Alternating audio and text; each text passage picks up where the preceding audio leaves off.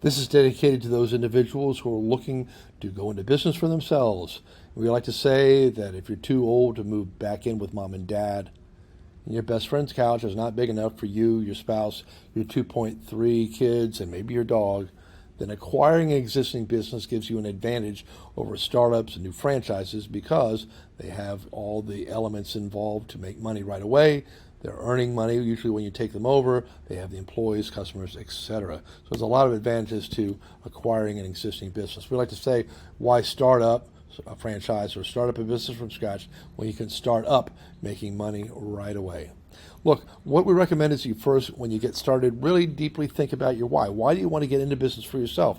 Maybe you're leaving a job, maybe you're bored with what you're doing, maybe your job is going out of the way, maybe you want to be in a particular area and you can't find the right job, or maybe you just want to call your own shots, have the power to get paid what you're worth, etc. Whatever it is, think through that element. And then the other thing, before we get too far down the road, is to sit back and think of those basic things that are important to you. Like, what would interest you as a business owner? What would you like to do?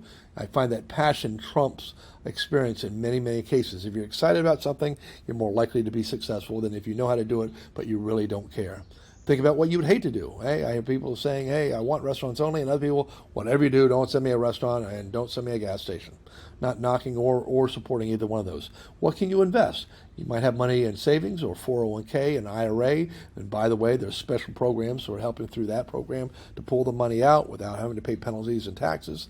How about getting an SBA loan? Would you qualify? Can you leverage that? Quite often, businesses can be purchased with 10% down. So if you could get a hold of $100,000, you might be able to buy $1 million company. Okay? What net income do you need? So think through and remember that if you have a business that's making a certain amount of income and you're using a bank loan, that some of that money will immediately go to the bank each month, so you only have left over what's remaining after paying the bank. Think about the geography. This is only particularly useful through the website we're going to go through for the state of Florida. But a lot of the knowledge, tools, insight, and wisdom applies to almost anywhere in the globe, but certainly anywhere in the United States. And then, lastly, think about what other important factors you've got out there, right? So maybe you need a visa if you're coming from another country. We do a lot of work for people coming from Canada and Europe and South America. Or think through elements that are also important to you. Like, hey, my brother-in-law has a construction company and I want to have something that would go hand in hand with that. So think through the different criteria. We're going to talk now about reaching on to BuyBizFL.com. Write that down, BuyBizFL.com. And I think what's really cool about this website is different from a lot of the stuff that you'll see online that might look pretty and exciting, is that there's a network. It's the only network that I know that's anywhere near this large in the entire planet, maybe the universe, right, is BuyBizFL. It has about 900 people. We're putting businesses into the marketplace on a regular basis, and we're working together so that you can have access through any individual you're working with. Hopefully you work with us to identify a great business for sale. Okay, we're going to click on the BuyBizFL.com. Hopefully you had a chance to write it down. And you're going to see a website that looks like, voila, and it says Business Brokers of Florida. That's our MLS. You have counties that you'd like to be interested in. You might say, I'm open to any county, or maybe I just want to be in the Tampa Bay area. I'm going to click a few just to give us an example. I'll pick out Charlotte County, which is a little north of where I grew up, and then I'm going to click on Naples, Florida, or Collier County, where I did grow and spend years. I'm going to pick up Hillsborough County, which is where our current office, our headquarters is.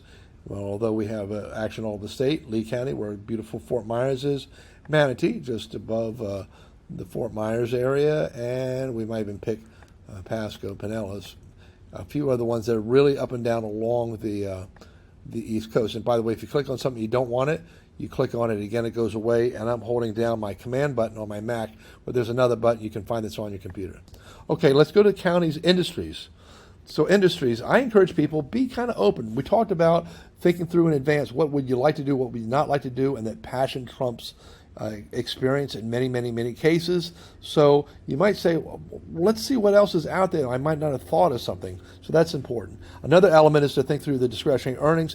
That's how much money one working owner would work. If you've been a finance major before, or you studied finance, you might have heard the term EBITDA, which is EBITDA. And EBITDA is the difference between EBITDA and discretionary earnings is really the difference of paying one owner full-time to run the business. So we're going to look at all these different elements, and I'm going to put in that, hey, I want to make sure that I'm going to be making $150,000 at least, knowing that I might have to pay some of that to a bank if I get a loan. But I want to put in some more criteria, and so if you feel like you want to put in more criteria, there's a red bar here. It's the same as up here. It says Advanced Search Options. Click on that, and you're going to see that it's now popped in a few other things that are interesting. You might want to put something about gross sales. Or if you already have a business and you want to go back and look at the details, you can type in the listing number right up here.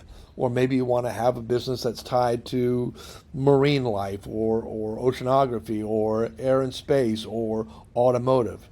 One of my favorites, by the way, the listing's modified. Sometimes if you're going to go and do this on a regular basis, maybe you just want to say over the last 30 days. But for the very first time at least, I'd leave that blank because you can go back and look at all the stuff that's in there. One of my favorites, one of the things that I think is really great is the lender pre-qualified. Two important things about that is that, number one, just because it's been lender pre-qualified doesn't mean, first of all, that it's SBA approved, but it's lender pre-qualified, but it doesn't mean that it's guaranteed. So not being approved means that they might have thought it looked pretty good, but as they get into it, they discover that it's not. It doesn't happen all the time, but once in a while it does.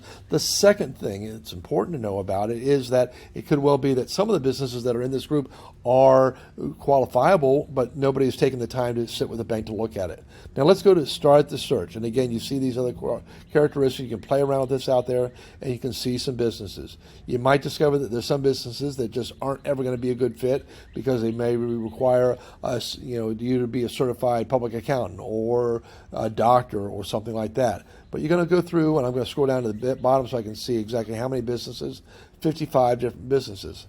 Let's just take a look at one for fun. We're going to pick this sign company be here, and we'll say, okay, how well is this one doing? They're looking for $320,000. You think that's not so bad. It requires a down payment of 10%. That's the $33,000. That's not too bad.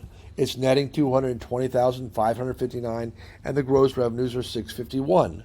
So you might say that seems kind of interesting. I might want to look at that one. I'm going to pick one other one and just open it up and drill down, but I'm going to give you some variety of things to consider. And I'm skipping over the restaurants, although restaurants can be a lot of fun if you're excited about them. Here's some medical related ones that may or may not allow you to take over because they have certain requirements about licensing and that sort of thing. And landscaping is a big one out there, hardware related, interior design, window coverings, etc. In fact, why don't we take a look at this window coverings idea. Now I'm going to keep going down a little bit further, and we're going to have a little bit of fun with, let's see, this distribution company. Okay, so this distribution company looks pretty sexy. It's in Pasco County. They're asking $2.6 million. The down payment should say $260,000. So somebody put an error in there because it's usually 10% if it's lender pre-qualified. The discretionary earnings, one working owner, according to them, could be making $570,000 and has the annual revenues of 6.2. It's a pretty good sized business. Okay, so we're looking at all this information, and then down at the very corner, at the bottom of all the writing parts, and it can be on different spots on the lines, like over here. In this one, it says, click here for more details. If you click on it, you're going to see a summary of what we just saw about the sales, the earnings, the price, etc. A paragraph that gives you more details about the business. It's woman-owned business, so that's interesting. It's minority-owned business, and that is interesting, and you can read other things about it. It comes with furniture, fixtures, and equipment, about $20,000 worth of inventory. FF&E stands for furniture, fixtures, and equipment. And you look in these columns to see if these things go yes or no. This says yes, it definitely comes with it.